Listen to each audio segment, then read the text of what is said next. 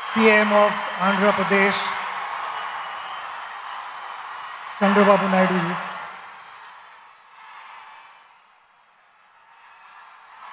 Venkaiah Naidu ji is also here. Dignitaries on the dais.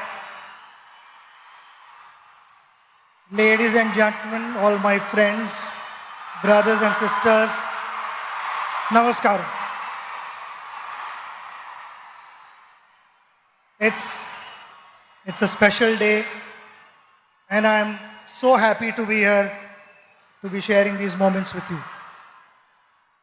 My father came from a very, very humble background, had a challenging life because the pockets were not deep. We stayed in 2 rooms in a chawl, which was a kitchen cum bedroom and a living room cum bedroom. And why I'm saying this is because my father was extremely passionate about academics. He became a professor, he also was a poet, and he continued to chase his dream. He did not have the best of facilities, but he made the best of what he had. So in those 2 rooms, he found a corner and stood first in BA and MA and won a gold medal. When I was growing up and I watched him, he was extremely gentle, extremely patient with me. So whatever mistakes I made as a child, I was convinced, he explained to me and I got convinced. It was never that he tried to correct me forcibly. And that created a huge positive impact on me. I learned so many things from him. He was extremely patient. And why I say this? Because when I started playing for India, I bought my own car. I used to love to listen to good music. And most of the times it used to be loud music in the car while I was driving. And my father would be seated next to me, reading his book. Never once did he tell me, reduce the volume, I want to read the book. He was focused and the outside noise did not matter to him. And that's something that I learned from him. Being a good person, it's a practice that every morning you wake up and you remind yourself that you are going to behave in a particular way, which is, I feel, kind of conveys how your parents have brought you up. And that is something which I will always carry for the rest of my life, because that's the impression my father left with me. Awesome, sir. Sachin sir, in both academics and sports, students today face immense pressure to perform. From your experience, how do you deal with this pressure?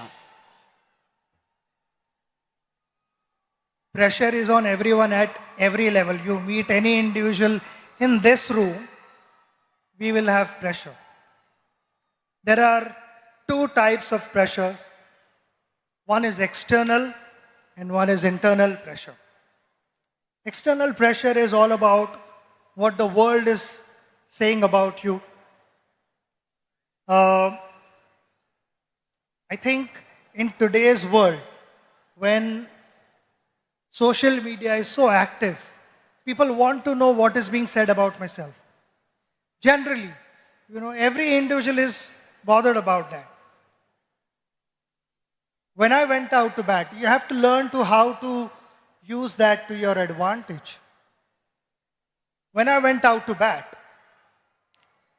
I used to get reception like this, which was fantastic. Sometimes it was overwhelming.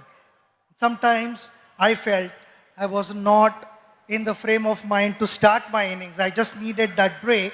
I needed the crowd to settle down a bit.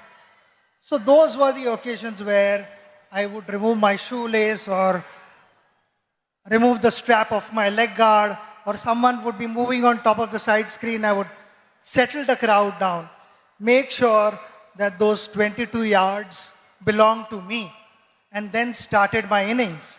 It is like a ship sailing through water to get to its destination. But the moment there are holes in the ship and the water starts seeping in, the ship starts sinking. And that is exactly what I'm trying to tell you, that external pressures will be there. You need to shut off. You need to stay focused on what you want to achieve in life. We come to internal pressure. Internal pressure is actively led by your conscious mind.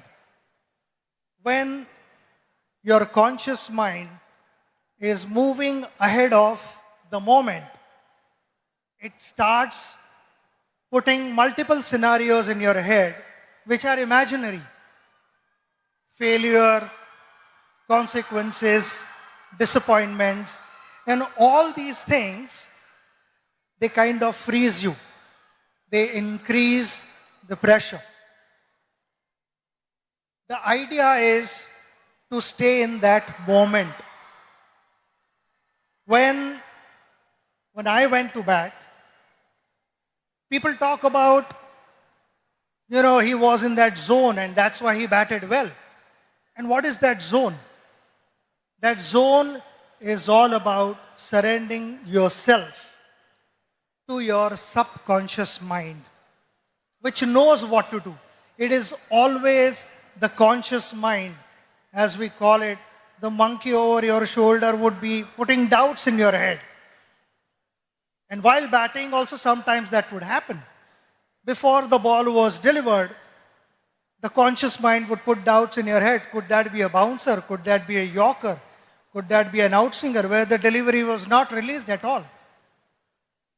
So I found myself batting at my best when I had surrendered myself to the subconscious mind. So that would be my advice to all of you, to stay focused, stay aware of what's happening around you, but don't let the external energies dominate what you want to be in life.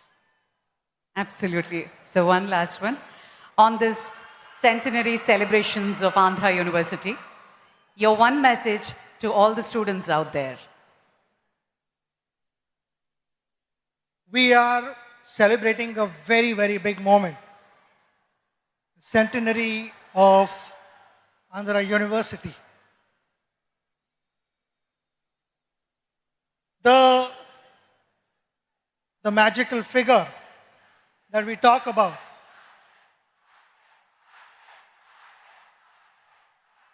happened with the contribution of many. The teachers who taught for decades. And there are many illustrious people who have been able to shape our country, who have to give a new meaning to the youth of India, who have guided them. And all these things would never have happened without the guidance of all those teachers who imparted knowledge with a lot of humility and integrity. But those were the last 100 years.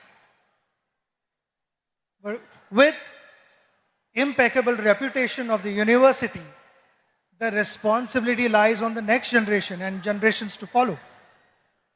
Now, how do you, with such impeccable reputation, please understand that the expectations are going to be high. And if the expectations are high, the responsibility automatically increases. I want to take this opportunity to wish you the very best of luck, because I know my father, being a professor, how committed he was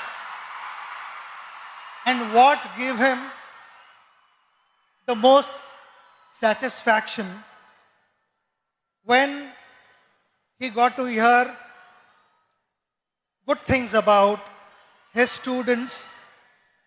I personally felt that was his greatest return gift. And so would be the teachers of this university. At the pace that the world is moving, there will be a lot of innovations. Plenty of things would be expected of you in different spheres of life. My simple message to you, which I followed throughout my journey, was we all want to be successful. Success never happens overnight. It takes time. We have to be patient and follow the right path. While doing so, while chasing your dream, don't cut corners and find shortcuts and compromise values. That is going to be extremely important for our country to move forward and for you to set examples for the next generation.